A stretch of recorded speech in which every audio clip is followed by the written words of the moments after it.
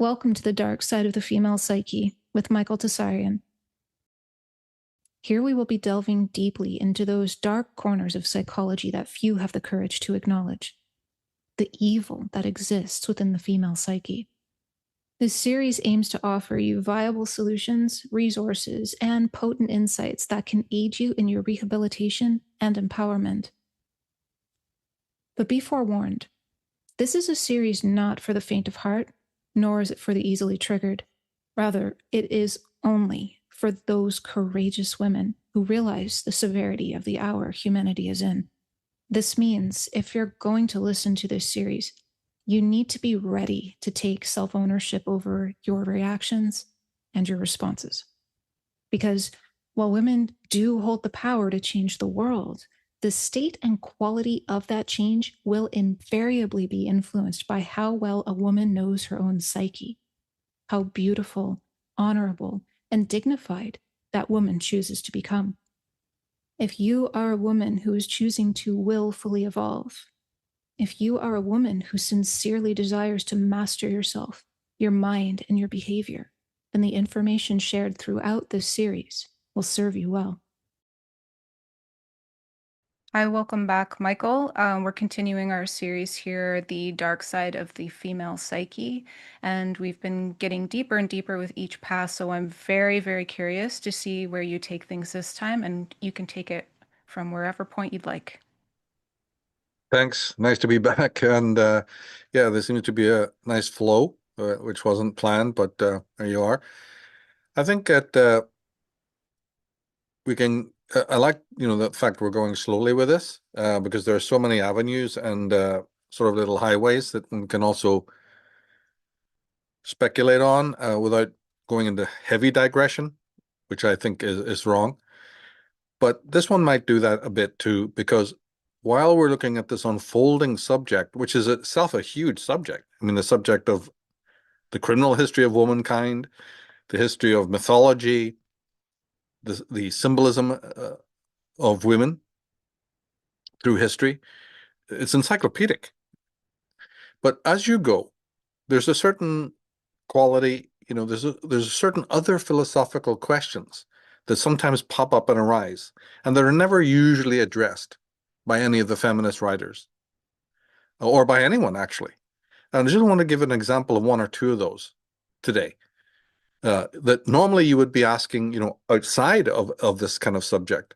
But funny enough, a close reading of this subject, they pop up from within it, very poignantly. And then when you have an author who is unaware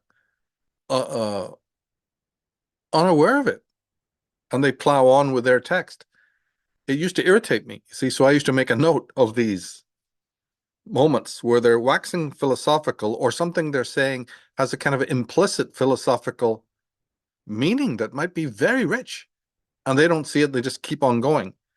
Then this used to irritate me, so I used to make a note of it, and we'll just show one or maybe two examples of that today, while at the same time stick into the general theme of where we've been going. And then towards the end, there's a very controversial part, which I think, again, not too many people deal with. There's a lot of information on it when you know where to go, and we'll leave that to the end. It's about entheogens and psychotropics, which plays a huge role in this narrative, actually. But on Enslaved, we did something on it recently in a series we did called the Dead Sea Scrolls Deception. It's a 10-part series, and then around 8, 9, and 10, we dabbled into the work of John Allegro, the great John Allegro, and brought up this particular concept. We only have about 2 or 3 slides for us here, but it's something we should visit also, while we're looking at this subject. It's mind-boggling, and it may have a great deal to do with the way history is unfolded, actually. Oh, very interesting. Okay, so would you like to start with the first slide in that case? Oh, yeah, if you could read that, we'd be Sure. on our way. Okay. And this is a quote from Carl Bjerregaard from his work, The Great Mother. It states, "The child is not the introduction of a new element into the universe. However individualistic the child may be, it is, after all, only an extension of the mother." Right. Now, this is very Erich Fromm-like. It's another man who is wanting to exalt the new science and the new discoveries of a few, back in the moving more into the 19th century when certain discoveries were made that made it look like there might have been this universal matriarchy. And it came from J.J. Bachofen. We can make links later on for people. J.J. Bachofen, the German, Robert Briffault, the Frenchman, and Maria Gimpetus. There's a few names thrown in. Now, later on in history, as we move into the 1970s, some of their work was found to be fraudulent, from an archaeological point of view. And I've posted on that. But the damage had been done. And this writer is an early theosophist. So he was enamored, as many people were. Many people in Europe were enamored by these discoveries of what looked like possible matriarchies existing. And so somewhat uncritically, they jumped on it. And in my opinion, went a bit too far. Because what they suddenly did was, instead of taking it slowly and saying, well, we would need to really know a lot about what this even means, even if these matriarchies did exist, what really were they about? No, sadly, some very feminized types jumped on it and immediately started to then deify, glorify, and exalt the feminine and the female way above the station of where it should have been.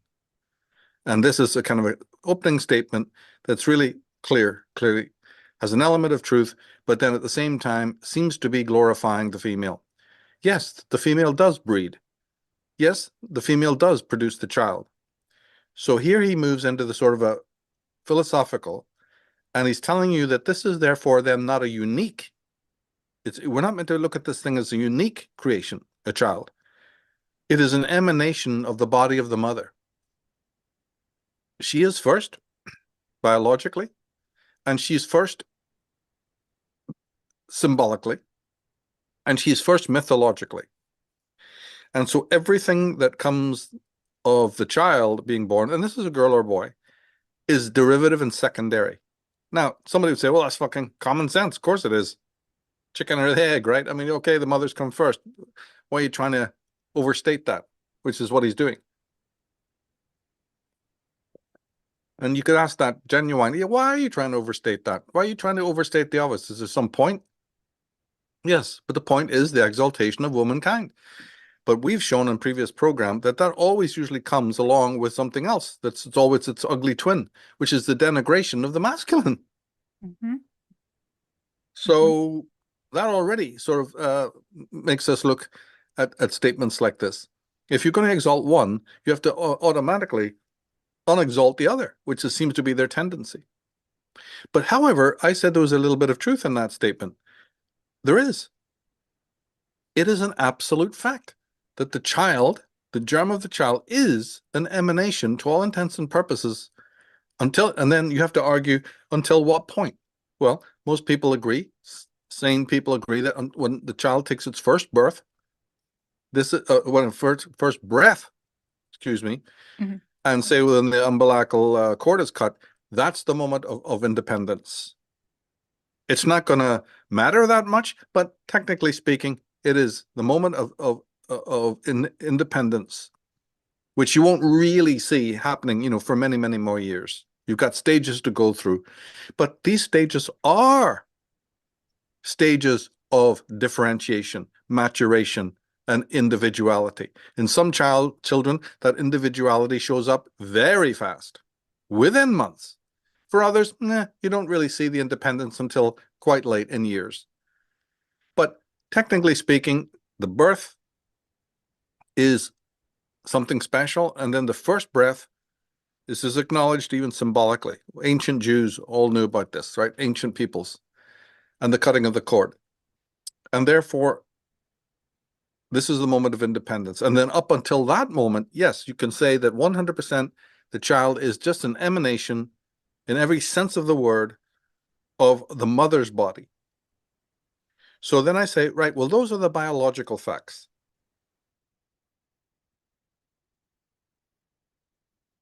And nobody's contesting those at all. But where the psychology comes in that's important is in reading the mind of a mother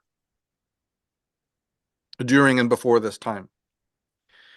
Any human being, no matter what, we're pretty vain creatures, right? All of us. So what does a vain creature do with that level of, shall we call it, dominion or supremacy over something that is utterly within its power, utterly vulnerable and fragile? Is there something to be, looked at in that?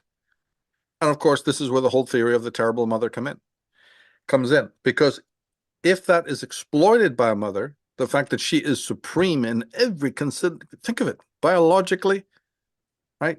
Archetypally, symbolically, you name it, every single ounce. She is the supreme being here. That's quite a lot of supremacy to handle. Yeah. And therefore, if it was in any other form of life, if somebody had that level of power, we'd be sort of a little bit question mark. If it was a boss, if it was a politician, a warlord, we'd be questioning. Why is it that with mothers we don't? And we have this automatically blanket feeling, that everything's just going to be rosy and peachy, when we damn well know it's not. And why is it that then when we have psychologists like Heinz Kohut and even R.D. Laing and other people, nobody wants to listen to them when they bring these things up, or the greatest, Alice Miller? You see, so there seems to be a bias there.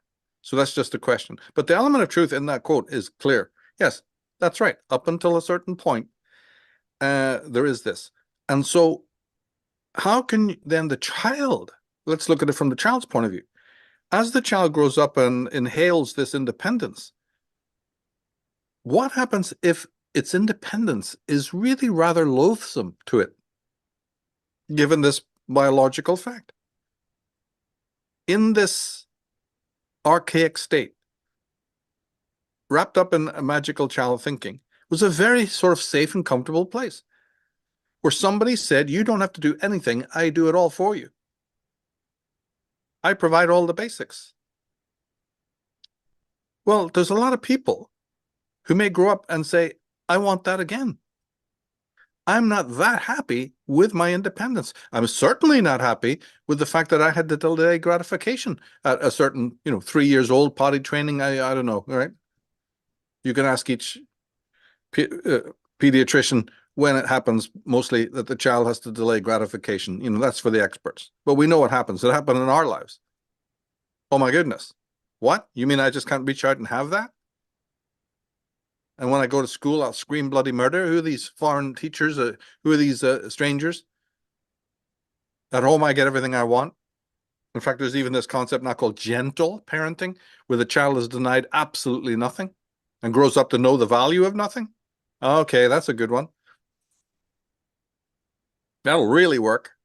But even without that, you have this idea of delayed gratification, and very many people never get used to it. That's why you have grown women squirming around on the floor of Walmart, throwing tantrums in their business suits.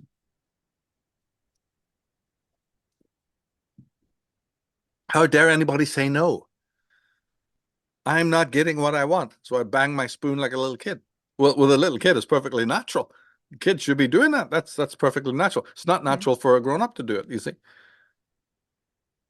So again, the mother could be misusing this awesome power that she has and gets to like it,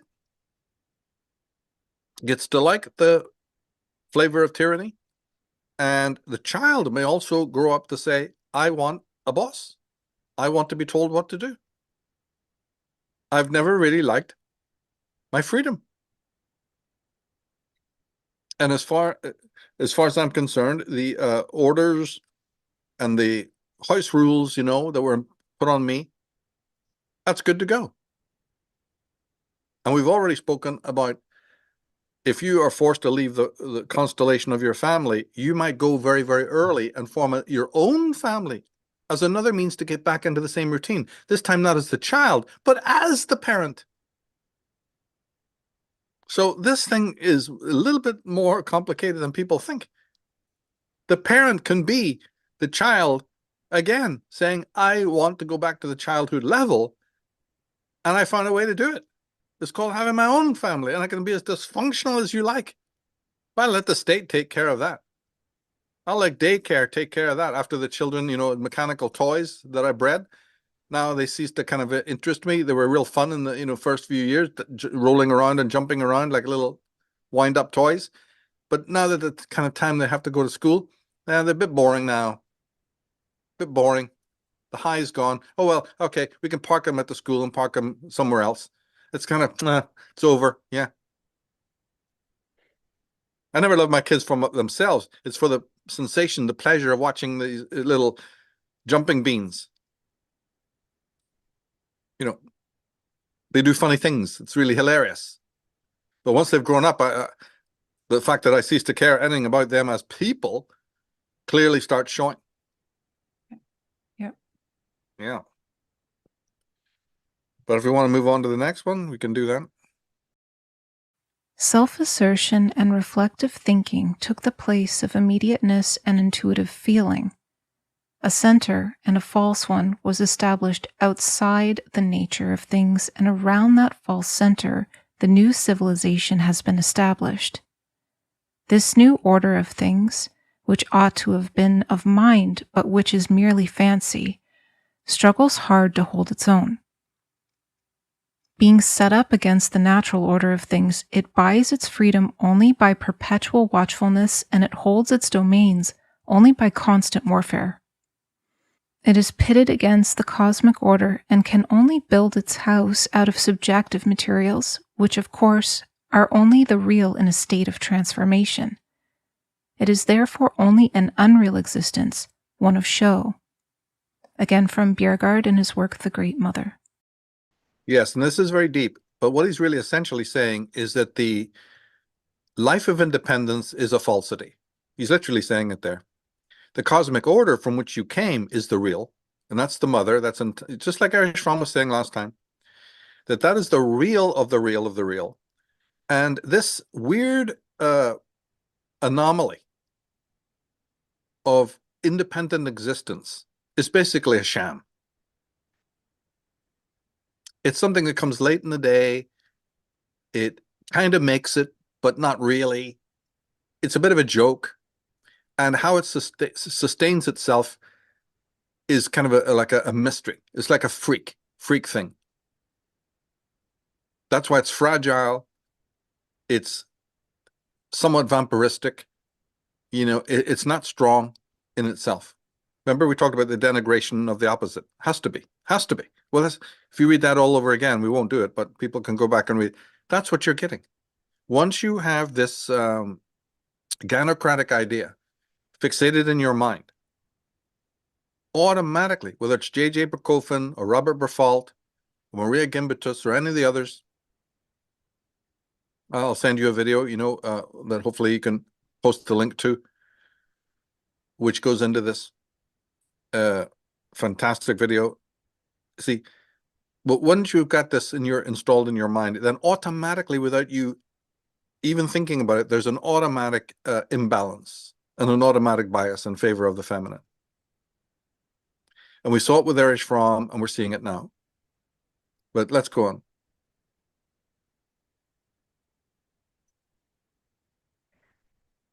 Given that we are immersed in nature and emanations of nature, how do we find it possible to stand outside nature, to ask questions about it? How are we able to objectify the natural world of which we are clearly a part? Is our capacity for objectification learned from the world? Now, this is one of those philosophical asides that I spoke of. When you're reading comments like we've just read, this is a philosophical point that they're making, but nobody ever notices it. And that is, look, if the cosmic order is so supreme, which we know it is, I'm not doubting that, this is what we call the natural world, and we came out of it. Every cell in our bodies, the very flesh, the fiber, the gray cells, the lot, right? Bone, and we know what it is because we return to it at death. Everything is born from the womb of nature.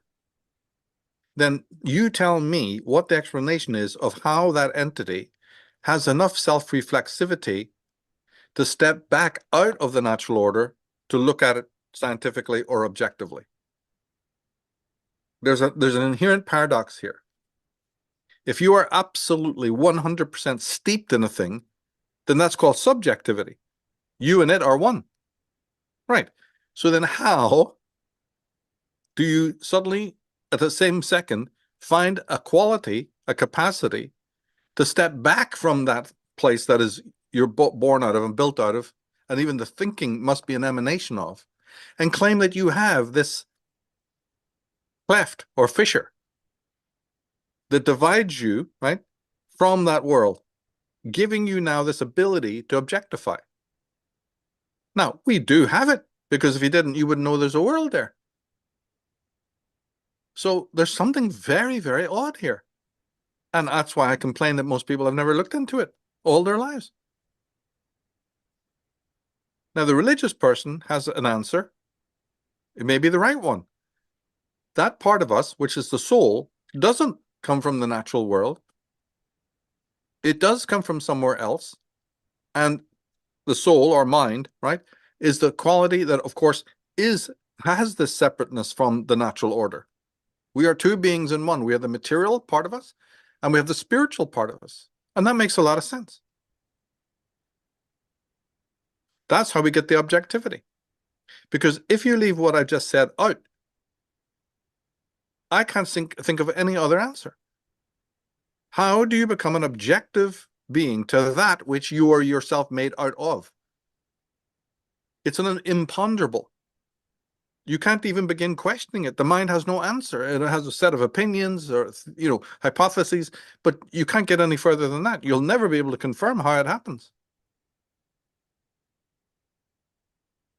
So what this means then, that without the religious explanation, the materialist scientist listening to us, he gets uncomfortable at this point. Because if you remove the religious, explanation like they do, you tell me then, mate, how do you do it? That means that there must be some inherent transcendence within the natural order. And there's not a materialist on the planet who even thinks that way or accepts it. You've just confronted them with a shibboleth.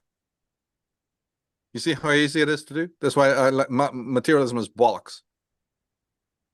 If I leave out the spiritual and religious explanation that I just gave you, then you have to then admit that the only way that something subjective could also, divide, split itself so it could self-reflects and gain objectivity is that there's some quality within the entity that you're talking about, within that identity, that is itself transcendent, mysterious. But these are people whose job it is to explain mystery away, not to explain mystery. They come up with their matter as a dead, meaningless thing from colliding atoms and random chance. Oh, that's hardly meeting what I'm talking about, is it? Those factors hardly answer this question. So that's why they never ask about it. Let's go on to the next slide. There's another component to this, another part of this. Apparently, our capacity for subjectification serves a deep, aberrant need to deny consciousness to the cosmos at large. It is a fallacy exemplified by the Cartesian divide and has not yet abated. Right. So this is the same thing we're talking about, but seen from the subjective side now. Because if objectivity is not as robust as we think, and has some, if it turns out to be not a complete fallacy, but ontologically weak, I'm afraid what happens on one side of the scale must be on the other side. Right? If there's a failing with objectivity, then subjectivity cannot sit perfect. It must also suffer a flaw. This is the way it works. So we have these two realities. We've looked at the weakness of objectivity. It's a bloody mystery. And the only way to get out of it is to bring in some sort of spiritual, or transcendent answer. But on the subjective side, what do we see when it looks like it's built on quicksand or is not as substantial as people thought? Well, there is one answer. And it's the answer that will devastate works of people like Descartes, not just him, but the entire materialistic paradigm that he gave rise to. Is this hardening subjective self that stands back from the cosmos doing so because that is its way to deny intelligence and meaning to the cosmos and only attribute that to itself? Is that what's going on? See, if you find that subjectivity and objectivity are spurious concepts or semi-spurious or are not there as substantially as we thought, we have to now look for other answers as why they're there. I'm not telling anybody to believe this, but one reason, and this would be a Heidegger's answer to somebody like a Descartes, is because if all the meaning is in my head, if all these qualities of transcendent qualities, and if all of the substantiality is in me, in my thinking, then what I am allowed to do is subtract any kind of meaning or ontological status to everything else around me. I endow myself by disendowing the universe, and that's exactly what Descartes did. Everything became immediately lower. Animals, the cosmos, right? Gnosticism had already been toying with this 1,000 years before Descartes. But this is when it becomes codified. And this is when the Bacons and the Hobbes and the Comtes all went, we love it. You did it. Let's go. And the industrial age opened. So then later when existentialists start critiquing subjectivity, the readers were just like, what is this garbage? Because they didn't know what we're talking about. You have to know all of this in order to understand anything about existentialism. That seems to be critiquing selfhood. It's not critiquing selfhood. It's critiquing subjecthood, and there's a difference. Subjectivity can be seen as some sort of insubstantial Frankensteinian, mannequin. Mhm. And we're talking now about how that would happen. Because in this extraordinary calculus, I can endow the human mind with all the rational traits, all the skills that are required, all the objectivity that is required, for the scientific paradigm to proceed. But at the same time, as Blake noticed, as Heidegger noticed, as the greats noticed, I am denuding and denying the material world, the world outside of me, of any kind of, glory. This is what's called the desacralization of nature. And only the human being can indulge in it. And it separates him from early man. It separates him from, the so-called primitive tribes who don't do this. And so here we have a bane. And I was always wondering that these wonderful books that you read on the goddess tradition and whatever, they're posing these questions implicitly and they never answer them. They don't even know they're doing it. So I just wanted to show my audience that this is a fascinating subject for many more reasons than, one would even understand. If I'm born out of the very stuff of nature, how do I gain the objectivity to be able to look at it and study it and know it as a separate object entity outside myself? How do I even... That's an imponderable. You can't explain it. And so there came this explanation from the spiritual side, and that deserves our due. That deserves to be looked at intelligently and say, that's interesting that they come up with that. I've got time to listen to that. But then if you find a weakness in the objectification, that looks,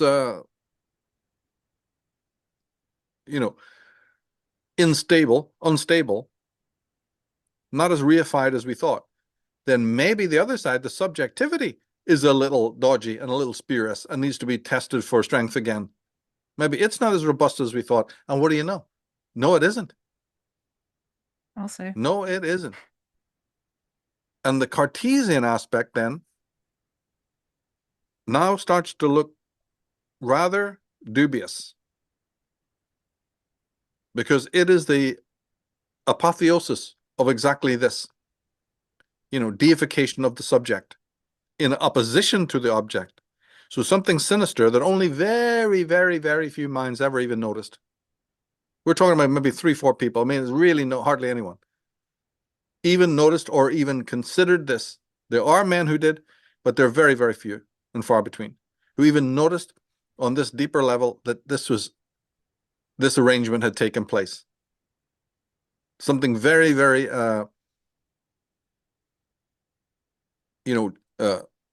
there's chicanery involved in terms of the human consciousness itself, needing to substantiate its own existence in opposition to the universe of which it is actually deeply a part. So there's, again, incredible thing to think about. Why would this happen? How did it happen? What is the cause of it? And how do we even, consider it?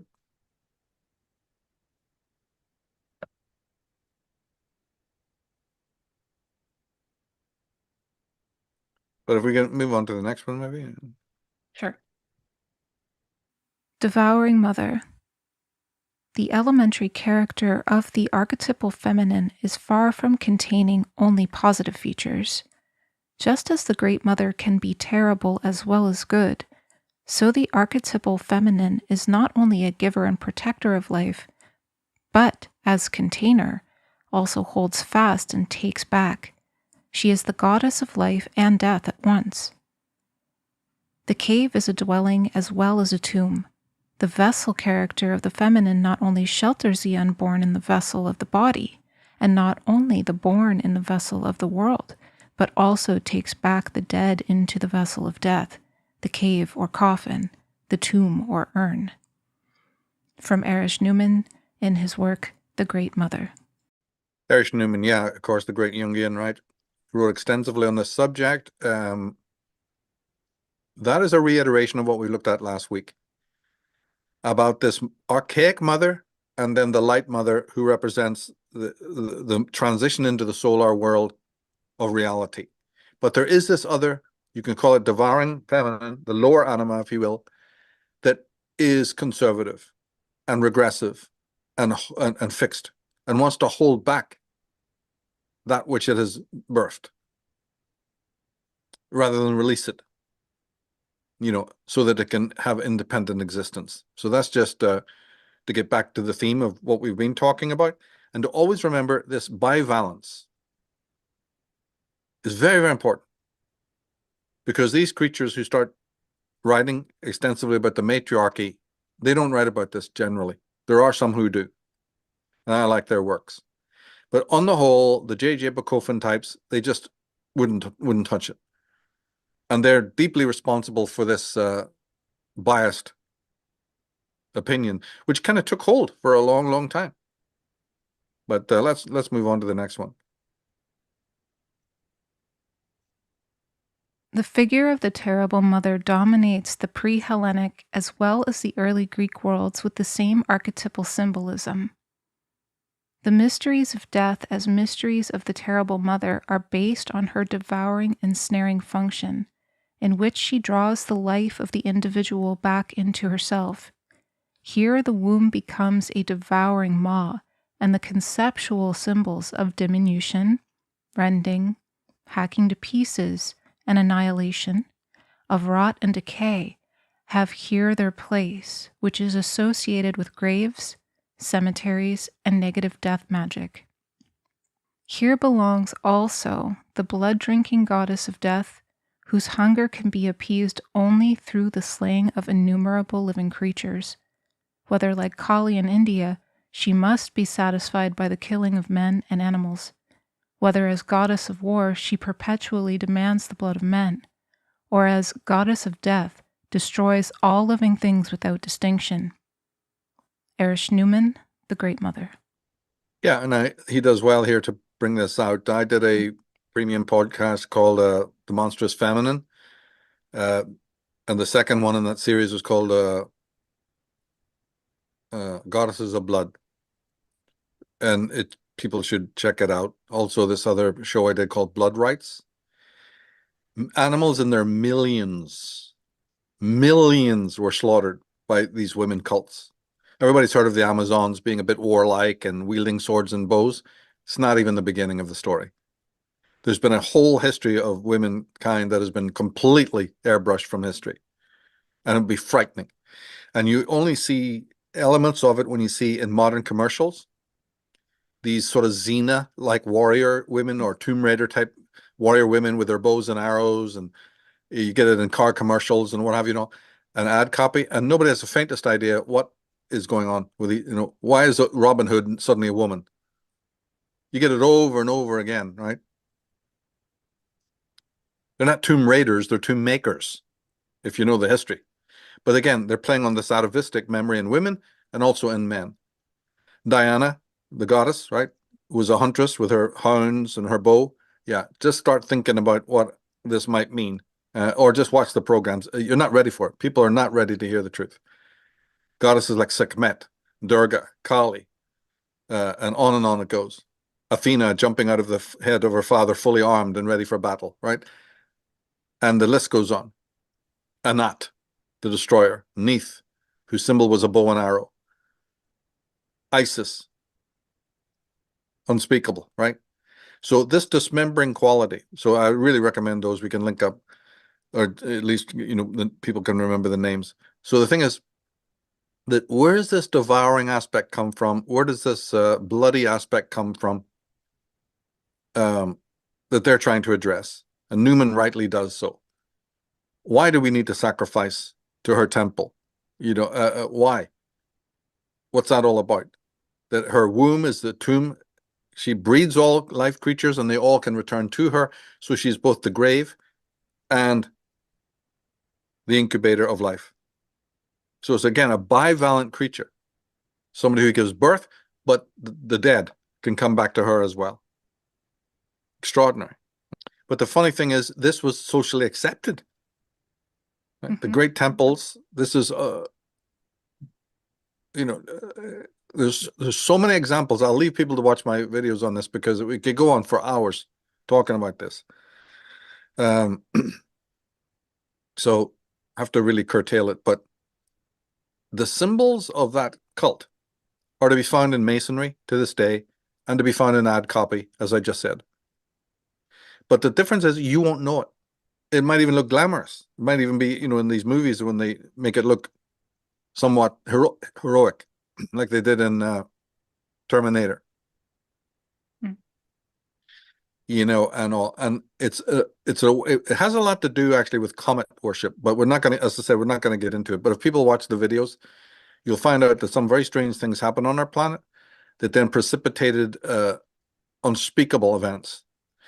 And what has to happen then when you look at it is that you will suddenly realize the obscene idea that women are connected with animals or nature. You won't even know where that came from. After watching that program, you will suddenly realize you've been had.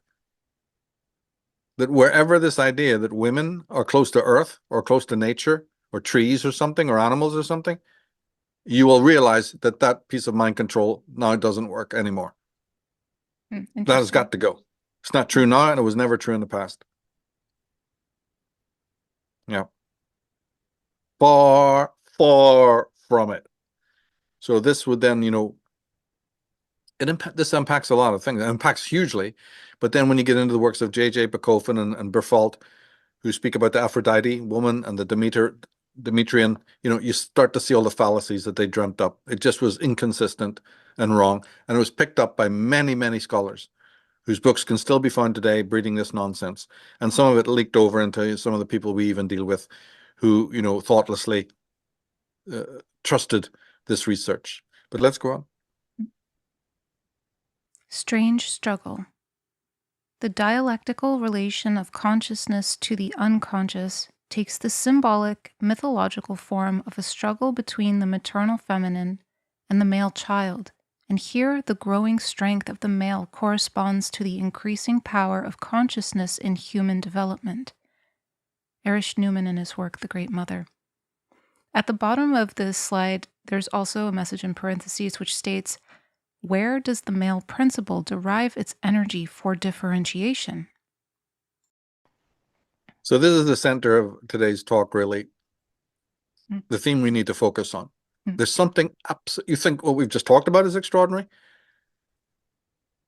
No. In this ascent towards freedom, from the archaic, from the Tellurian, from the Chthonic, up to the Apollonian, solar, Olympian, whatever you want to call it, right? Into the solar world. I just make it simple.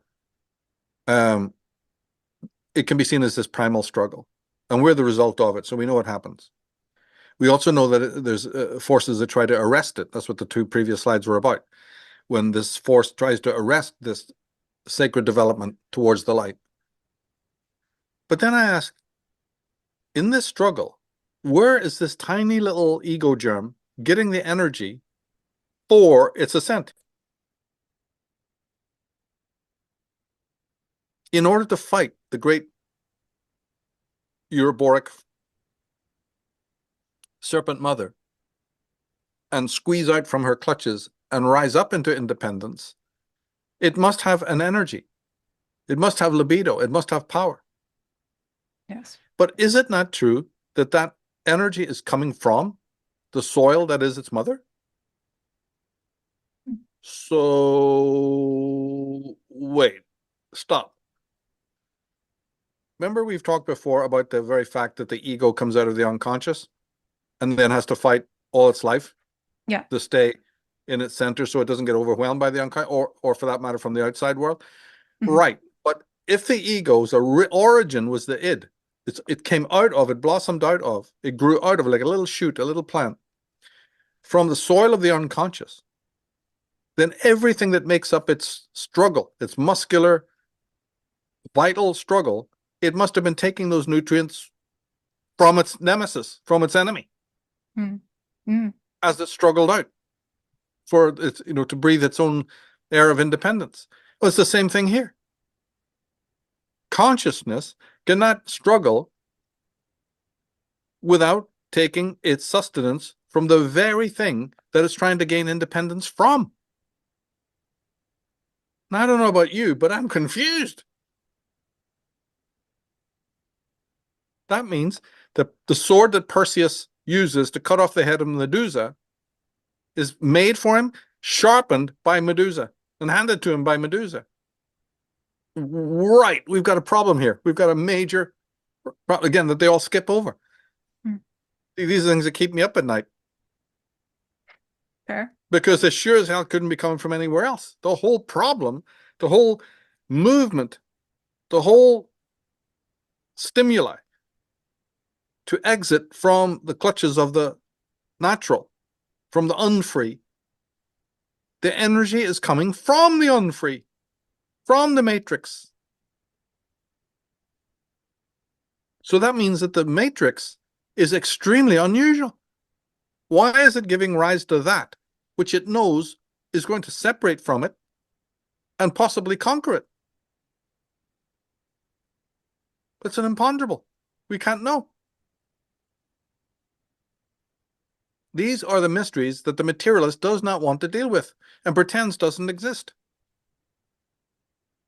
And we are to be faced with them. There's something extraordinary going on. We talked about the subject-object divide being totally fraught with trouble and can only be understood when you bring in the transcendent function. And we even said that the transcendent quality may be within the natural order itself, something that nobody, I call myself a mystical naturalist. Now we're looking at why that is. But outside of that, people are not going to accept it. The religious man doesn't accept that. He brings in the transcendent, but it has to be a transcendent of the transcendent. It has to be otherworldly. Proving that he's really a Gnostic through and through. He's been infected by Gnosticism and doesn't even know it. But the Hermeticist says, no, the natural order, the transcendent is there. It's in the numbers. It's in the very matter that you're talking about. And it's only your own mental illusions that stop you seeing it. Maya is not the world itself. It's your thinking about the world and about reality that is the Maya. Can confirm. Yeah. Yeah. So this is the same thing. Where is this hero getting his tools and his weapons? Where does he get his winged feet? Where does he get Pegasus? Where does he fly? Where is his wings to fly? It must come from the place that he is himself separating himself from, Does he ever question that? Does he ever see the paradox of it? The answer is no. He's so, in order to gain the freedom, he has to be so hyper-focused on it, like the phallic arrow that he is, the ichthyphallic force that he is. He doesn't stop and reflect. He can't afford to. So this then means that we can attribute to this cosmic matrix a lot more qualities than we probably normally do. And that's why I don't throw these books out. When I see these men writing with these biases and all, I don't throw it out. I see it as bias and I'm against it. But there's something even that they probably only saw with a glimpse. Something that still needs to come to the table. Right? What we call the material realm has got more properties in it than we know. There's more in it than in our philosophy. And this is just one iteration of it. The hero is receiving the very energy from the very serpent, Nemesis, that he is there to fight. The tools he has, the intention he has, is provided to him by that force. What do you do with that truth? That the key of your own salvation is in the hand of evil. That which you consider evil contains the secret of your own liberation. Wow. Doesn't your relationship with the world totally change? Is this why so few people ever gain liberation? Is this one of the banes of the world of light? That it blinds you to certain things as well as makes you see? Light has also many weird properties, not all of them good. And the dark side has many properties, not all of them bad. Is that what the deeper mystics were trying to tell us? Well, it certainly looks like it to me. But let's go on. Newman points out that in the struggle for existence, the masculine principle encounters the destructive aspect of the feminine, which seeks to hold him to the ground. This means that violence, aggression, and destructiveness are first to be regarded as principles of the feminine and only secondarily of the male principle. And in parentheses at the bottom of this slide it says, is this fact conceded by feminists? Right. So as the hero is attempting to differentiate, and he does this quite unconsciously without any thought of violence or antagonism. It's just a natural organic instinct.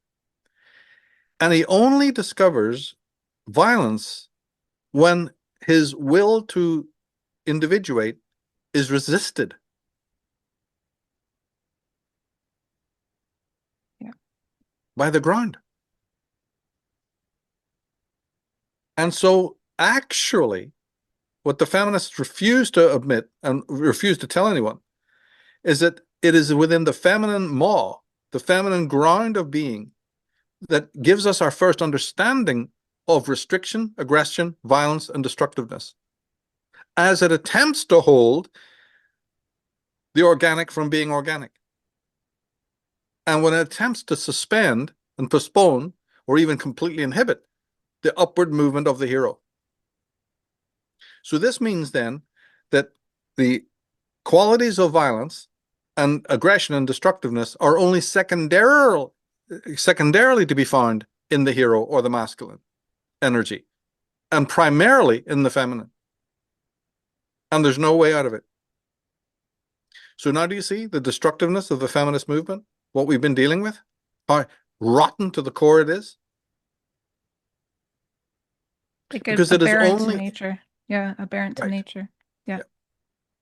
Now, you can't mitigate against it by saying, well, that's just the natural way of the ground. No, it isn't, because the ground can also give up. There's the good anima that says, oh, well, this is the way it is. Yeah, I don't like it, but I'm going to facilitate it because that's the natural order. And that's what we know as masculine females. So no, that's not an answer. We have been talking about this archaic anima and the fixed laws of necessity, and the fact that in the journey of the hero, he first discovers attention, which he can then only interpret as evil to his existence, something necrophilous, in the feminine. We had to wait to get to this through many programs. You dump this on people too early, they're just like shut down. Got to make the sketch first. Like you said, many passes on the Sistine Chapel. I like that analogy because that's what you have to do. Yeah, it's restoration. So you can tease out these few facts. There's only a few of them, but they are earth-shattering. So the hero is not violent in itself. The masculine energy and the male energy is not, in fact, violent in itself. That has been chicanery. That is duplicity.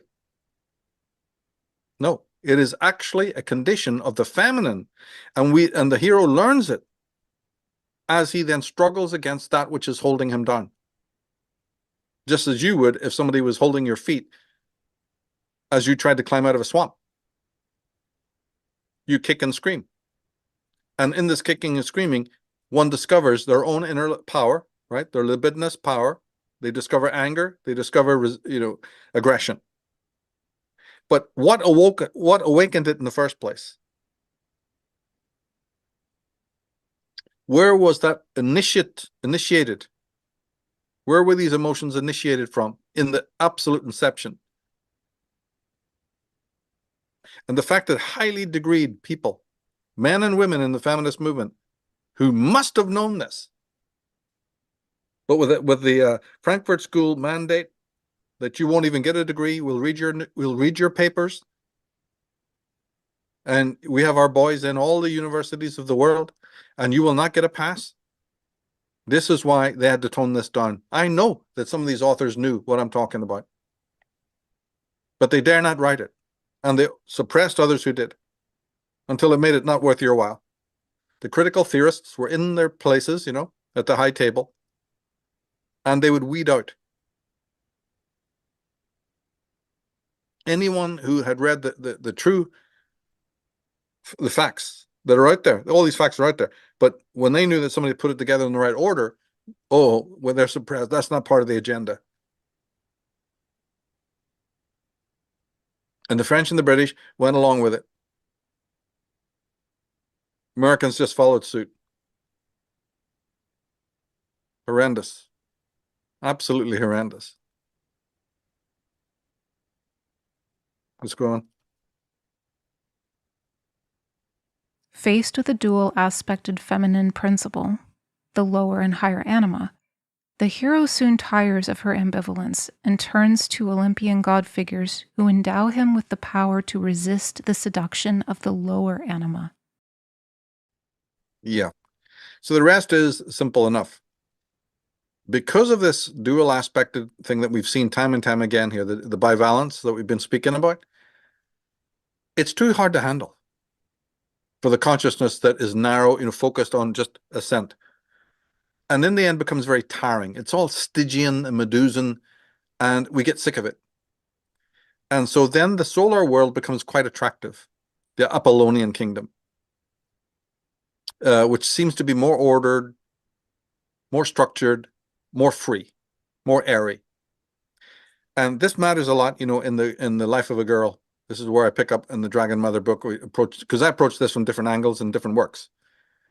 So this then became the thesis that said that the solar world can be generally seen as a haven from the previous, from the lunar abyss.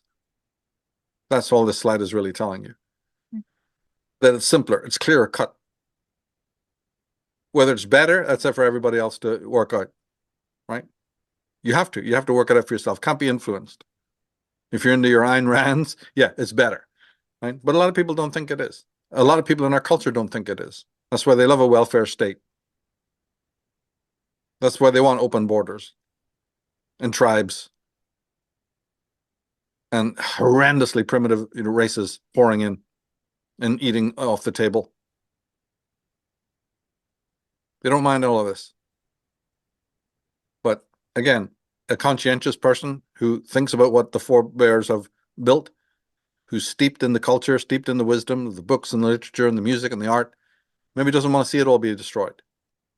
In the poetry and the films, the great movies, the great comedy. That matters.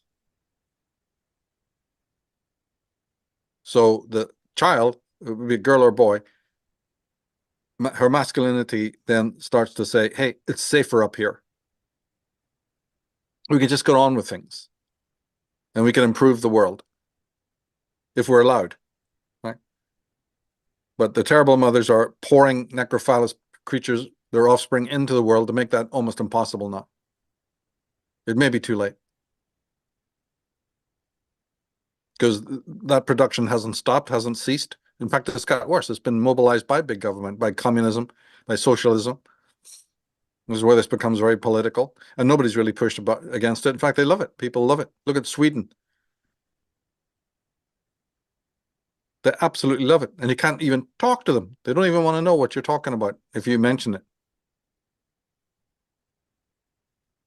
True story. Yeah. Is there any other slides, or was that the last one? Let's see. I think that We may have have the been three. the last one. We're on the Paracelsus slide Right. right That's now. good. Yeah. Okay. Paracelsus, considered one of the greatest physicians of his time, declared that he had learned from the sorceresses all that he knew, from Shuttle and Redgrove in their work The Wise Wound. Now we change gears into something absolutely remarkable, which has, again, you have to zoom out into history, moving from the psychology to the historical. And this perspectival thing we've talked about before, you need it. Otherwise, things aren't just going to fall into place. Now, in the series we did on Enslaved, we went into this, and this has to do with something extraordinary that even goes back to the sort of late Paleolithic, but certainly the early Neolithic. Paracelsus, of course, was the great healer, the greatest healer we've all known. And yet he is telling you that everything he learned came from women? I found that fascinating, you see. So what could he possibly mean? But let's read the next one. The psychotropic tree. There are even legends of the prehistoric plant which women first took to cause their menstruation and the experience it gave them. It was called Lygos. Branches of it made bowers at the great women's autumn festival, the Thesmophoria, from which men were excluded, though there are indications that they might be admitted in women's attire. A quote from Shuttle and Redgrove, The Wise Wound. All right. So what we have here is absolutely extraordinary when it's built out. And there's so much information on this. And I go into it in the Female Illuminati program that we've got. It's about 7 hours long. The whole thing was about 9 hours, and then we edited it down. Female Illuminati program. You can check that out on Enslaved. And this is all evidence. This is all empirical. And it was often a concoction, but the Lygos involved mistletoe, poppies, and all sorts of other hallucinogenic, certainly the Amanita muscaria and plants like that, right? Mushrooms. But what was it for? Way back, women suffered from the menstrual pain as they do today. And so they were way more advanced into herbalism than men ever were and never have been. That's what Paracelsus was talking about. And all the Roman and Greek historians knew about it. All the Egyptians knew about it. This was well known in the ancient days.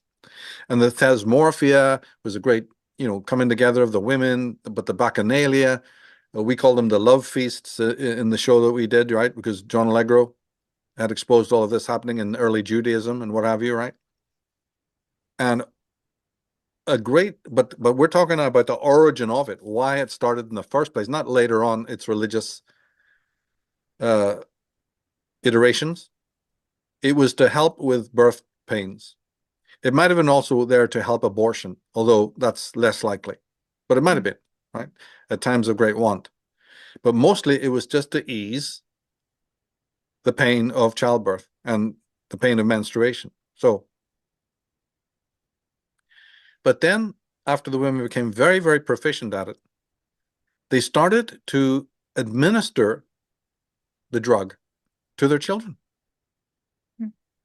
Yeah. When they would birth a boy, especially one who was going to become a nobleman or a king, Rituals would be done. Of course, this is all in code, right? But you get it in the story of Aphrodite and what have you. They would make sure that the boy child, would be administered some of this, including the menstrual blood in it, mixed with honey, mixed with other things that I talk about in those programs, and with regular wine, right? Which in those days was nothing more than just grape water, right? And so eventually, it took a while, but finally, grown men would be put on it. Again, it might have been for healing. It might have been to calm them down when they had wounds. But it moved on from that into something more. So let's read the next one. Goddesses of intoxication. She lost no time, but put something into the wine they were drinking, a drug potent against pain and quarrels and charged with forgetfulness of all trouble. Whoever drank this mingle in the bowl, not one tear would he let fall the whole day long, not if mother and father should die, not if they should slay a brother or a dear son before his face and he should see it with his own eyes. That was one of the wonderful drugs which the noble queen possessed. Quote from Erich Neumann, who was quoting Homer's Odyssey on Helen of Troy's usage of the poppy plant. Now, I don't know, but this makes my skin crawl. When you think of the mass slaughters of the ancient world, the genocides, the Huns, the Mongols, characters, tyrants that were in every nation, slaughtering women and children and all the rest of it, are we now to believe that this frenzy was being brought on by potions that were in the keeping of women, power women in the world? And if that turns out to be true, because only they would have known how to mix it, and they had to be part of a cult. You're not just going to take this from anybody on the street corner, right? You end up fucking raving mad. You have to take it from people that you trust, and these are these sibyls, these oracles, these very, very high priestesses. So once you put this all together, then this so-called matriarchy that everybody is lauding, is this what you're talking about? See, I believe it is. That's why I've done my work. And one of the secret weapons that they had were this potion that is being spoken of here, but many others customized for this and that and the other. They started with women taking it themselves, but then they had plenty of time to research what it was going to do to the male mind. And here's Homer telling you that you could bring a person's parents in front of them and slaughter them, and they wouldn't bat an eye or shed a tear. No amount of mass murder and psychopathic behavior, you just could handle it, right? It's unthinkable. But you were in the stupor, or you were in some other frenzy, like the berserkers. And Allegro and other scholars have talked about that the berserkers were definitely on stuff like this. The German berserkers, it's long been known, were on something like this. And what happened was that all this information is in the Dead Sea Scrolls Deception talk that we did. But what happened was that later historians, knowing that this was the case, toned it down and said that they were just drunk on regular alcohol. But the ones in the know knew this was a lie. That these berserkers were on a lot more than just plain, alcohol. In fact, there was alcohol, but it was spiced. And it was spiked with a lot of very, very peculiar things. And we get into the whole thing. Those programs need to be watched. I think it's 8, 9, and 10, or 7, 8, 9, and 10 in the series. It'll blow your mind. There's no point us going into it here. I put them on the list to link. Yeah. And they'd also drink the urine of animals that fed on the Amanita muscaria, like the reindeer. So when you see a Christmas tree, the little red mushrooms all around it, everybody giggles. And at Christmas time, you have the reindeer with the red nose. Oh. And you have the funny little elves dancing around, right? You wouldn't even believe.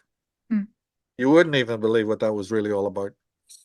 And how precise it was, how much chemistry, so to speak, went into it, right? The preserving of the alcohol, of the potion. Nor would you imagine what you went like in your mind when you were on it. And we have all those details in the show. So But what we never, well, no, we brought it out in the show. I just wanted to do a short version here. Is that this was originally, the further you go back, you find out, they know this from finds that they've made in the back of caves that women used as sacred, places when they were birthing or going through the menopause, in the menstruation periods of the month. Mm-hmm. And they would calculate the moon and all of these different things. They found all these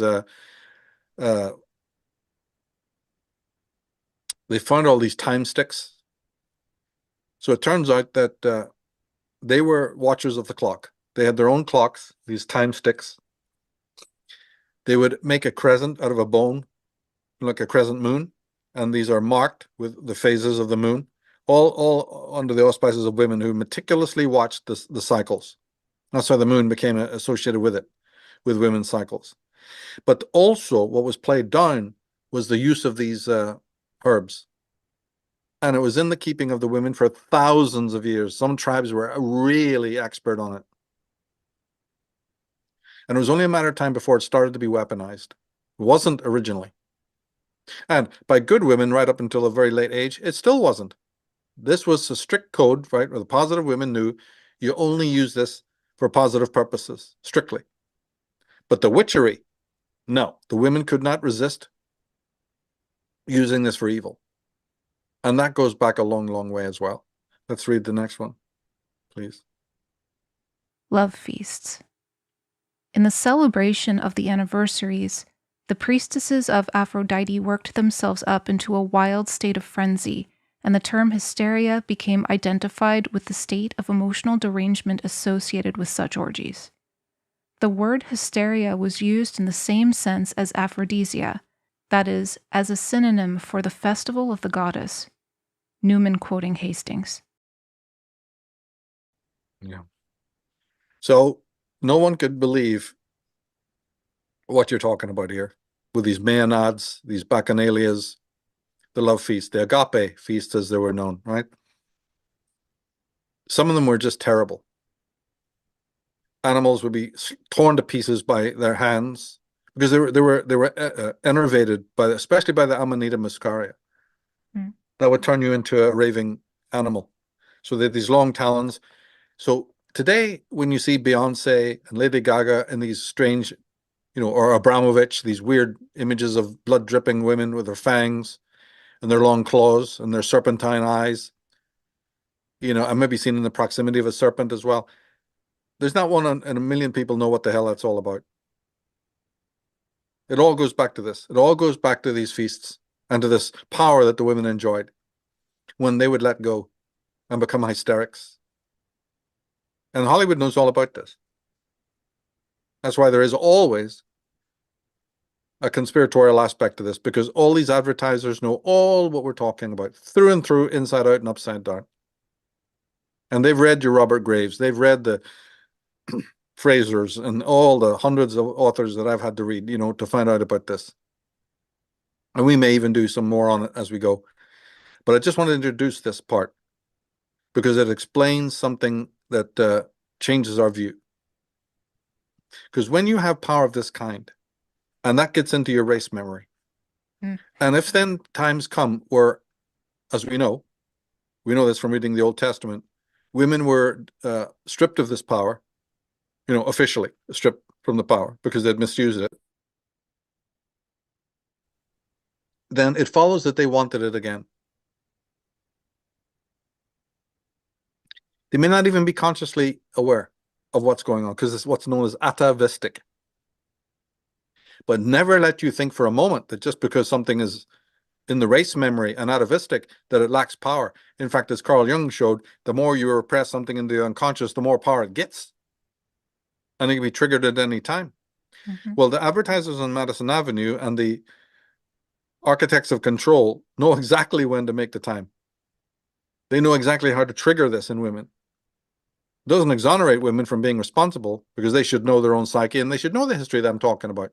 But they just say, no, you're a man. It must be all false. That's where they are. Brilliant. They can't look around in the world and see the advertisements and what's happening to young girls. But they say if a guy like Tsarion's talking about it, it has to be a false. That's as far as they've got. Then you are completely under the control of the enemy and there's nothing you can do about it. Mm-hmm. Even the sanity and the conscientiousness isn't even there. They call themselves empiricists, hard-nosed. Give me the facts and I'll do the rest. Is that right? The facts are all around you. Right? The higher women only use a bevy of eunuchs to work for them, in the companies and the corporations. You don't find real men in these magazines and Vogue and Cosmopolitan. If there's men around, they're all something else, all betas. So it's not masculine, anybody objectifying women. That one's got to go long ago. This feminism is occult. It's based on something very, very deep. And even those who know that haven't even scratched the surface of what we're talking about here. And you can prove all of this by ad copy. When we're talking about poppies and ad copy, just go watch My Female Illuminati. It's all in there. Example after example after example, staring you in the face. Even in alcohol advertisements and advertisements for medication. You'd be amazed what's put in those. It just looks like a little advert for Advil or something. Right? But if you only knew what's in those advertisements, let alone the more gory ones, which are kind of more obvious. No, even in your average Folgers coffee ad, or Smirnoff or whatever you've got, Absolute or whatever you got, there it is. If you know the multiple layers of the elixir and the soma, and what it's all about, and that level of power and that level of, if you want to call it, aberrant freedom that the women enjoyed was so rampant, and it gained them so much power. It was like a craze. They want it again. They're atavistically motivated to get it again. And the younger girl who's in her puberty is ready for the programming, ready to be triggered. And if they don't get it, then they turn the violence within and commit suicide, you see, or go for the tribal piercing number or whatever, or drugs or drink or alcohol, right? They have no clue. They're not in control anymore. They're spiraling out of control. Yeah. But now we notice it's reached even where they're now committing suicide because something has to be done with that cache of energy.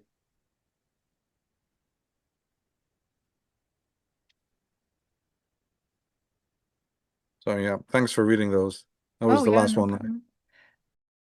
We actually have one last quote from Shuttle and Redgrove from The Wise Wound. It states, Egyptian pharaohs ingested an ambrosia called Sa, which was called the blood of Isis. Celtic kings were divinized by drinking red mead of the fairy queen Maeve, whose name was formerly Maeve or Mead. Yeah, I think they're trying to say that mead was named after the goddess.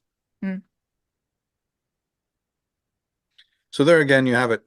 This thing was an initiatory rite. See, in Egypt, no nobleman could ever be made pharaoh without an elaborate rite that involved the female priestess being involved. Absolutely had to.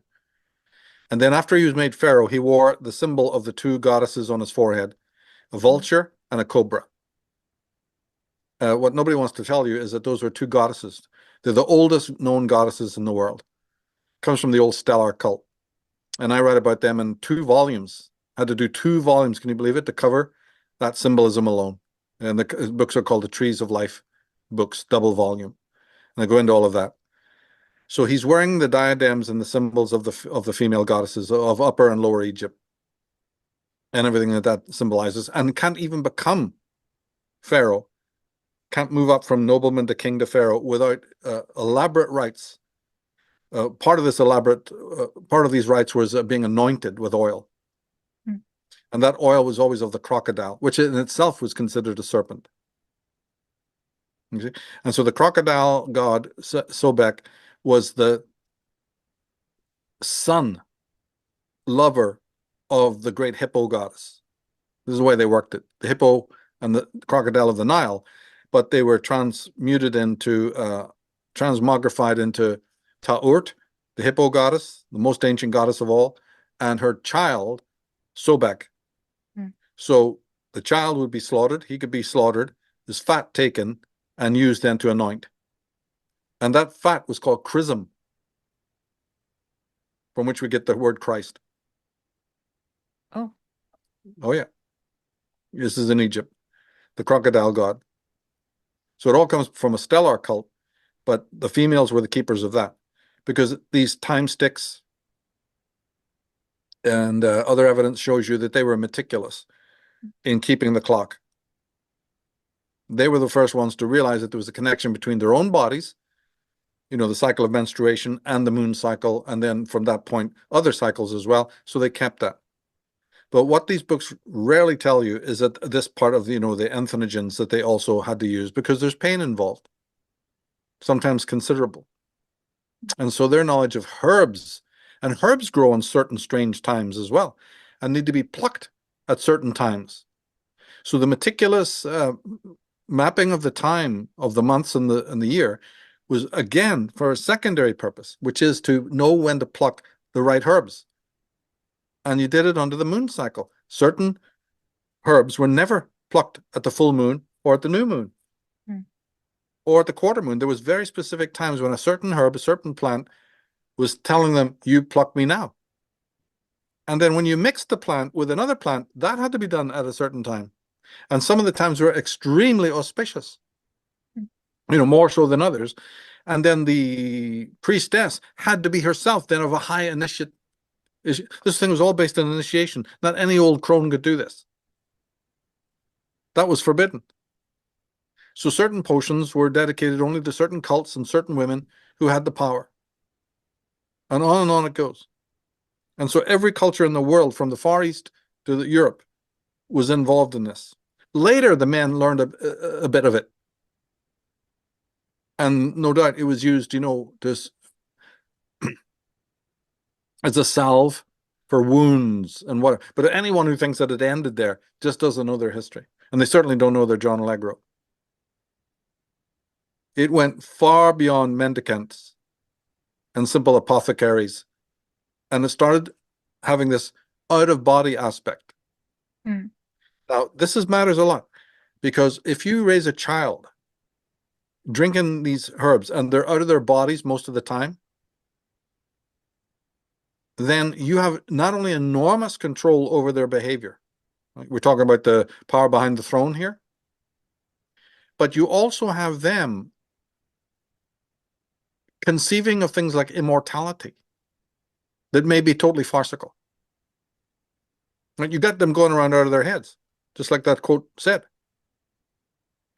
And do you think that they're not going to deify the feminine principle on this substance? We're just looking a little bit more now at the consequences. I mean, isn't the history of art alone enough to show you that there was some major deification of the female body? Yeah. When you look at the goddesses, the temples that were erected to them, the women weren't building them. The men were. And when you look at the character of certain goddesses like Psyche, you see, goddesses who hold the chalice, goddesses who hold the jar, like Mary Magdalene is shown holding the little jar of spikenard, but that doubles up, doesn't it? It could be the jar that the blood of Christ at the crucifixion was gathered in, that jar. We don't know. They collected his blood into the chalice that becomes the Eucharist. But how many people told you that the women would also gather the semen from hanged men in little jars like that? Wow. To be used later on in these potions? How many people told you that? Many men would be hanged with an erection, and the women would collect it in little jars to be used years later, even, homeopathically, put into these potions. There's some very odd things went down during this time. And so with this level of power, I mean, you've got to realize that if men would literally castrate themselves as high priests, as eunuchs, nothing is too far-fetched. To serve the goddess, you'd literally willingly castrate yourself, then nothing is too far. You see, and I go into this in all the different programs. And the ancient ones that did this were called the Gali. It was one of their most common names, the Gali, Galli. That is the capital G turns up in masonry inside the compass and protractor. That if you're not looking closely, if I was to show you a picture of the castrating tool that was used for castration and you'd blinked, you'd think it was the Masonic compass and protractor. It's subliminally meant to look like one. And the capital G for Galli, meaning castrati, is in the middle of it. When you turn to the New Testament, you hear about the Nazarenes, but you also hear about a group called the Galileans, of which Jesus was a member. The Galileans? Oh, and what were they up to? Did you know that they were goddess worshippers? Did you know that they were castrati priests?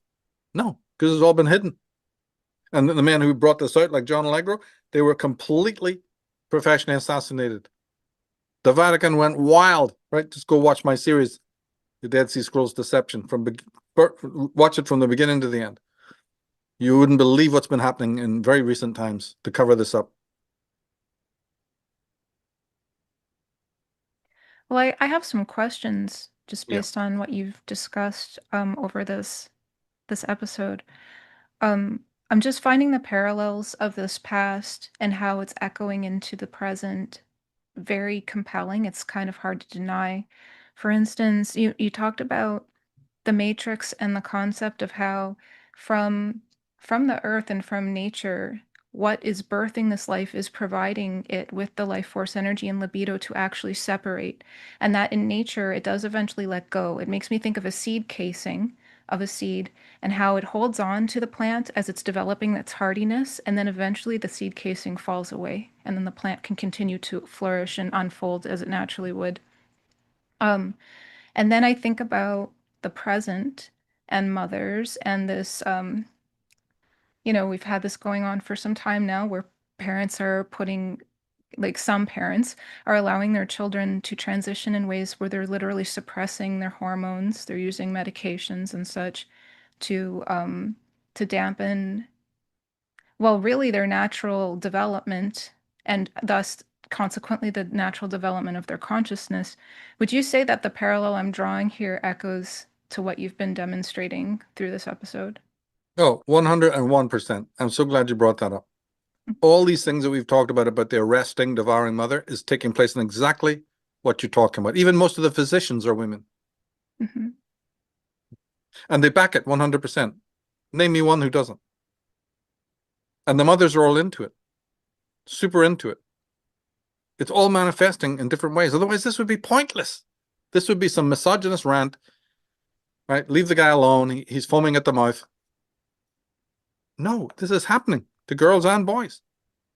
They're in a state of confusion. We talked just now about the castrati. What's that all about? It's happening right now. It's back. And in this castration, when you talk about the consciousness developing, it's leaving the feminine, this masculine principle, we could say, to grow. But it's being fed by this feminine principle so that it can grow and separate and evolve. That's just one way I would see it. Where was I going with this?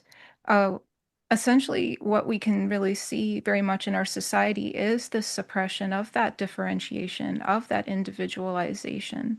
And when I think about just how mothers contribute to that, it makes a lot of sense because even with using the trans example here, I mean, there's a lot of other ways I could see how this plays out in even more seemingly mundane ways, but using the trans example, just to even bring up a concern to say, well, maybe you shouldn't transition your child can actually be met with such vehement opposition from people in society these days, as if you're the wrong one for having concern for the health and the natural development of a living being.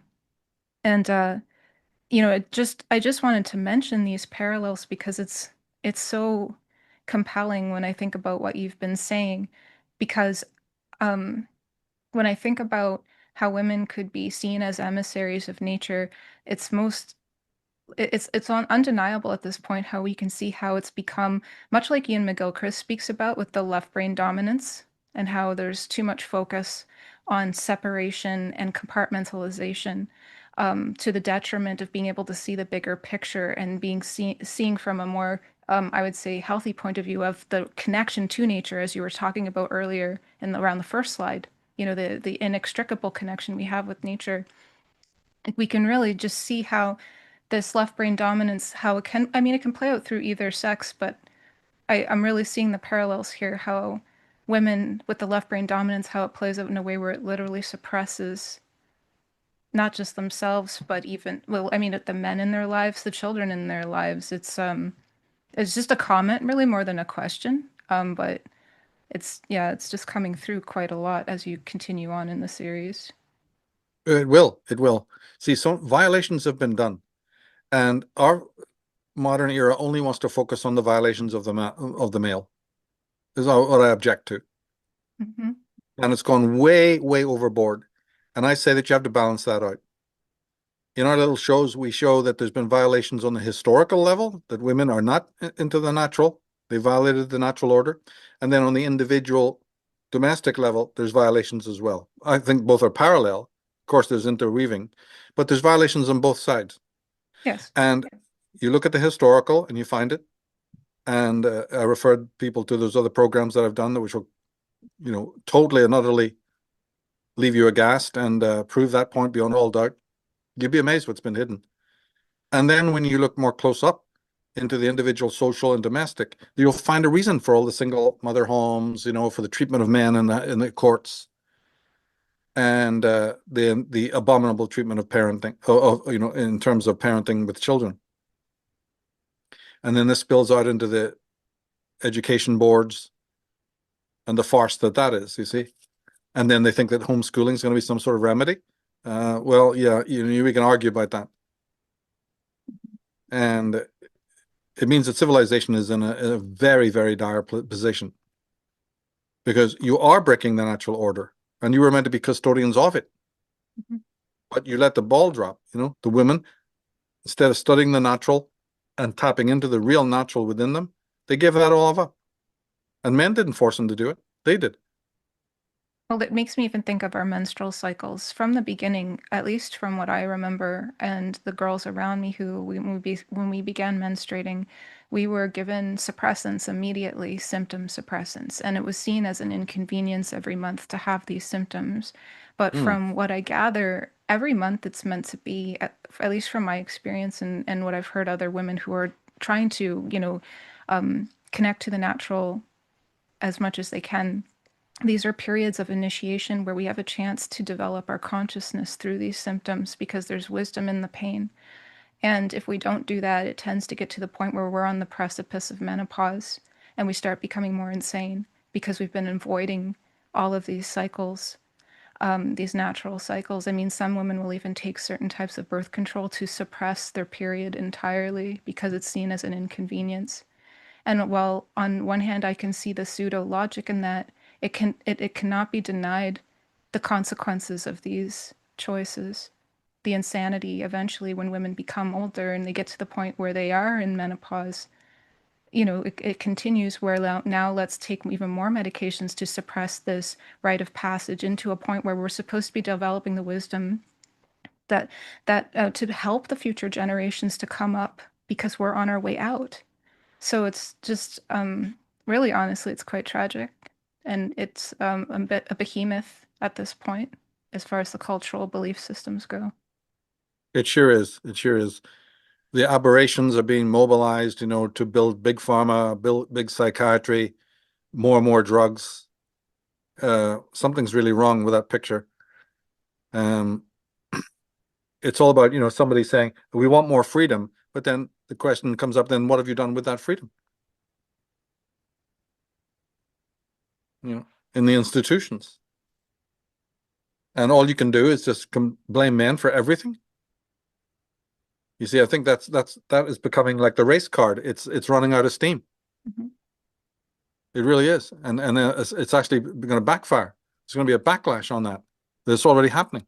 I was going to say we're seeing rumblings of that already, and it doesn't seem like it's going to abate anytime soon. If anything, I think it will continue to grow in momentum. Yeah, that's right.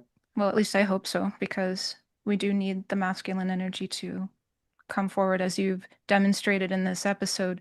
It's, at least from my read on what you were describing, it's the evolutionary force. And we won't be able to develop and grow as a species if we do not let this masculine force do what it needs to do naturally, and let it that seed casing fall away so that it's not suffocating. It needs to be allowed to come into the world. So that's at least what I was getting from, I mean, you said so much in this episode, but that seemed to be a major message that I took away from this. Yeah, this one was covered a lot of ground, especially the deeper issues that usually these books do not talk about. Mm-hmm. And I found that, very strange. But well, first of all, they are digressive. You would have to stop what you were writing and then go in a large, digression. Even your footnotes. And maybe there's no answer. People wanted shrink-wrapped answers to this. That thing we were talking about. Where does the energy of the hero come from? It has to come from his ground. The very thing he's trying to separate from and differentiate from. He owes his very life force to it. Then why would that ground involve itself in such a strange exercise? Why does it throw up the hero?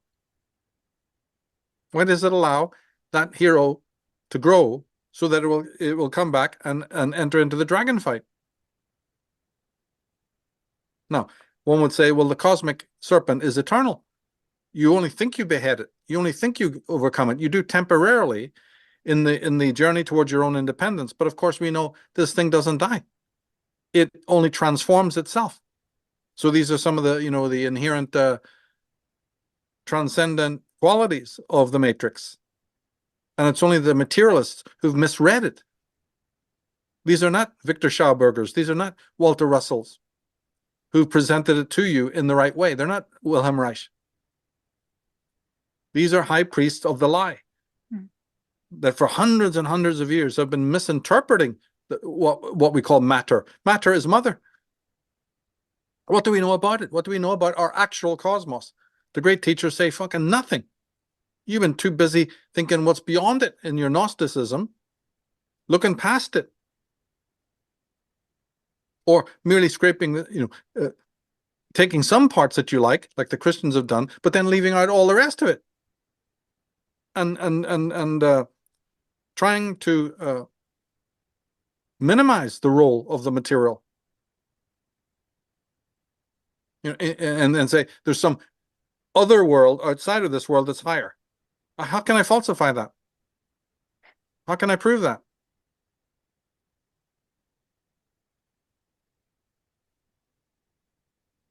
There may be transcendent qualities within the material, what we're calling the material.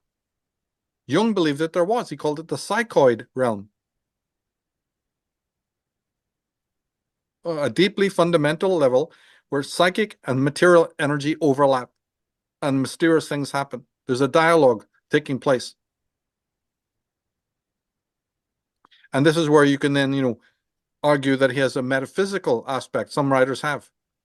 That Jung, although he called himself an empiricist on nearly every page he wrote, he is actually, this is where a certain level of metaphysicalness, maybe even some sort of idealism creeps in with Jung, much as he would like to deny it publicly. But it can't be doubted. You say that, and we're into a whole other world here. His psychoid world. The two natures work together. The inner nature, which is the unconscious, and the natural world outside have a sort of hidden language. Laws that govern one hemisphere also strangely govern another. And that's not been noted by anybody except hermeticists. But our science went off in a whole different direction.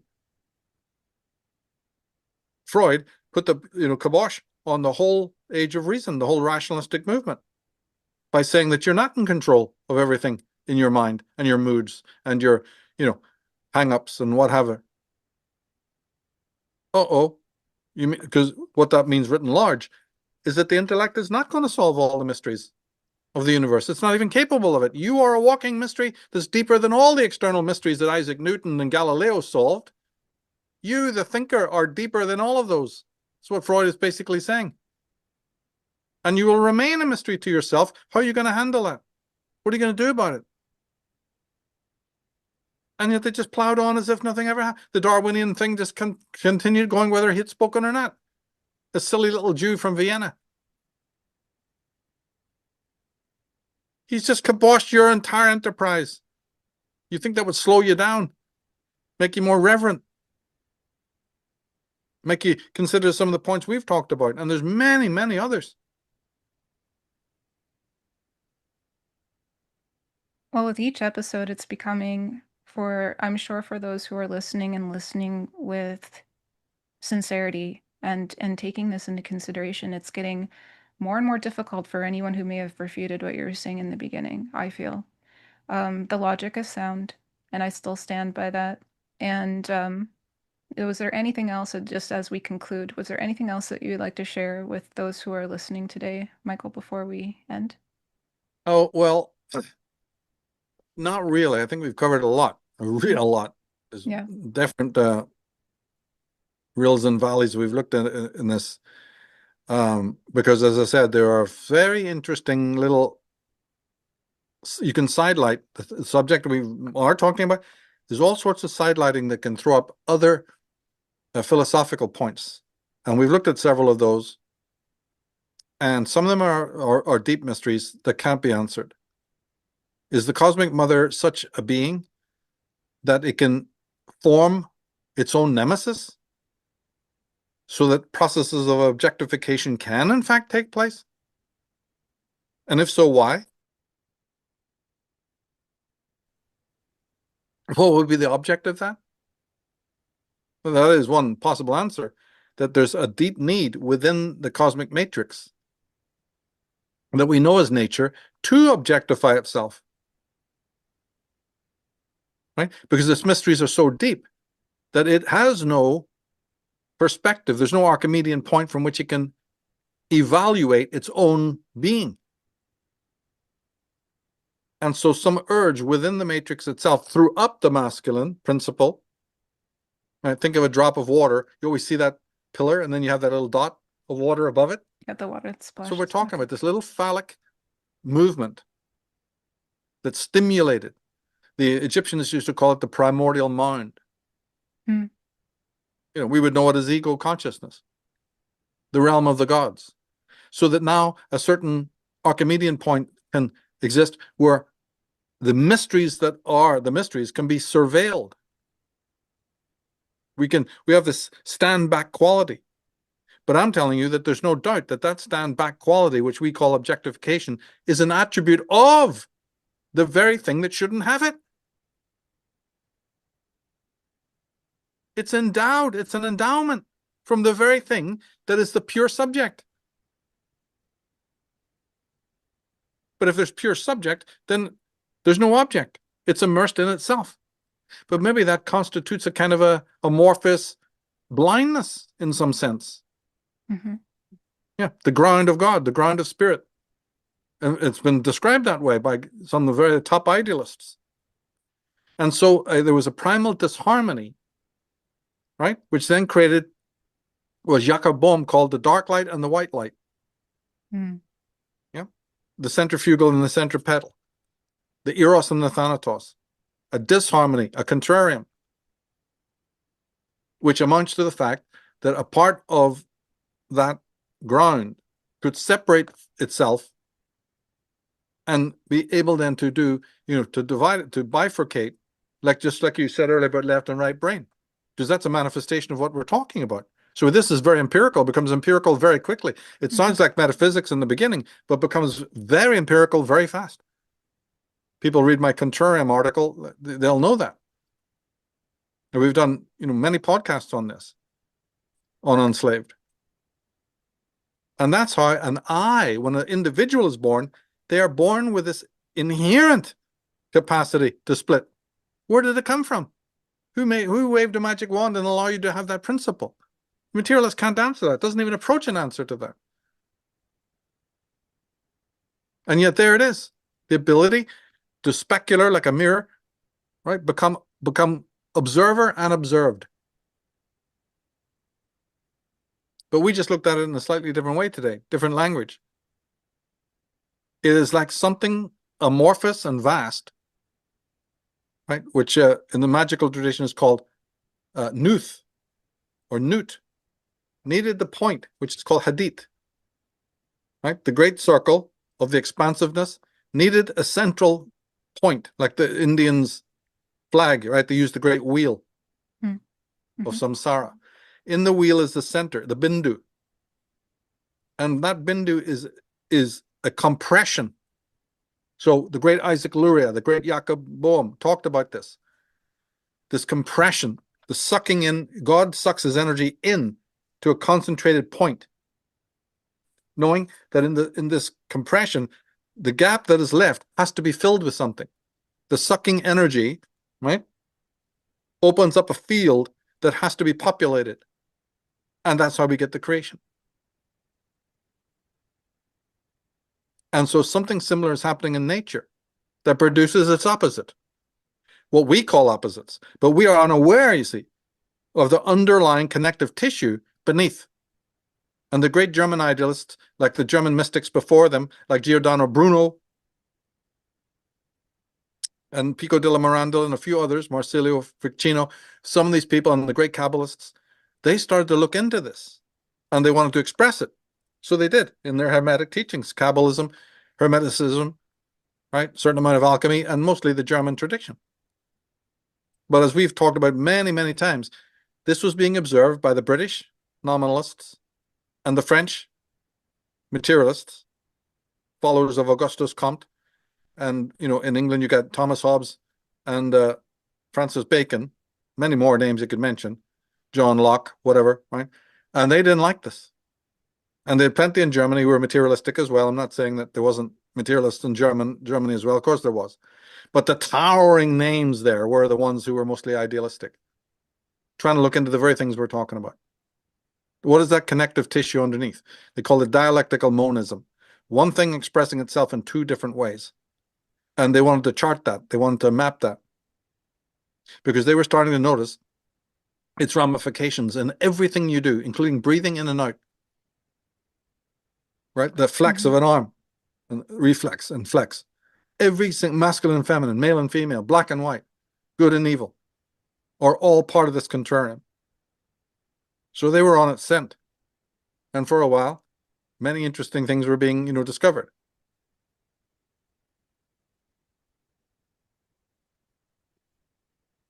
But it gets sabotaged, right? As all great things do. Evil can create nothing of its own. It always has to mutilate and vampirize and predate. Yeah, cannibalize. Yeah, and suppress, eventually, ultimately suppress that which is there, and hopefully you just forget about it. Throw so many sweets at you that you just get distracted like a monkey, and then you forget about something else, you see? And they've done a beautiful job at that. Well, I don't know how beautiful it is because people are insane. Yeah, that's it. The symptoms are very distressing. We can see it all around. Yeah. This is the chance of being lost. They've lost. You lose your way, and you become more and more necrophilous. Well, I want to say that I feel this show, this series, all of the people that are watching this and learning from it, and even the people who have been maybe feeling triggered in the beginning, but continuing because there's a part of you that is connecting to what Michael's saying, a part inside of you that's resonating, that wants emancipation, that wants liberation from the Stygian abyss, well, to use Michael's term. I appreciate that you're staying and listening. And from what I can tell, it seems we'll be continuing further into this series, and we'll have more really, really valuable information to share with you. And I feel that this can contribute greatly to your efforts for liberation, for freedom, and at this hour that we're in for humanity. It's much appreciated, Michael. So thank you again for coming to the show and sharing what you know. Oh, thank you. Thank you for having me. And with that, we bring this episode of The Dark Side of the Female Psyche to a close. There's still more to come in this series, so make sure you're subscribed to Willfully Evolving Woman here on YouTube and turn on your notifications so that you'll know when the next episode is ready. More social media accounts may be added in due time, so if that interests you, bookmark willfullyevolvingwoman.com and be sure to check back periodically. If you would like to follow Michael and learn more from him, you can find his works through the following channels: dragonmother.org, femalepsychology.org, and of course, michaeltsarion.com. And if you're interested in Michael's premium presentations and the Unslaved podcast, you can find those by becoming a member at unslaved.com or unslaved.substack.com. I'm Sarah DeHaven, and on behalf of Michael and myself, thank you for being here, and thank you for listening. See you in the next episode.